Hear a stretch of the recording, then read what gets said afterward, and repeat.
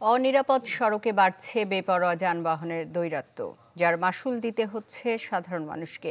ছুটির দিনেও দেশে 5 জেলায় সড়ক দুর্ঘটনায় প্রাণ গেছে 12 জনের, আহত হয়েছেন আরও বেশ কয়েকজন। সড়ক দুর্ঘটনায় প্রতিনিয়ত বাড়ছে মৃত্যু, বাড়ছে স্বজন হারানোর শোক।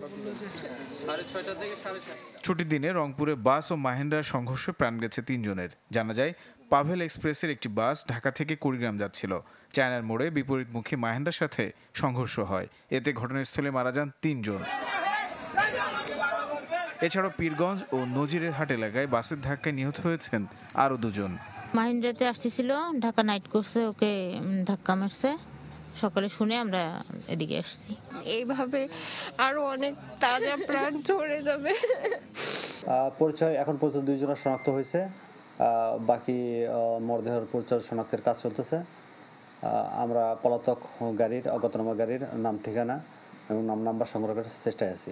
কুষ্টিয়া ঈশ্বরদী মহাসড়কের রানাখড়িয়ায় ট্রাক সিএনজি সংঘর্ষ হয়। এতে ঘটনাস্থলে মারা যান নারীসহ 2 জন, আহত হয়েছেন আরও 3 জন।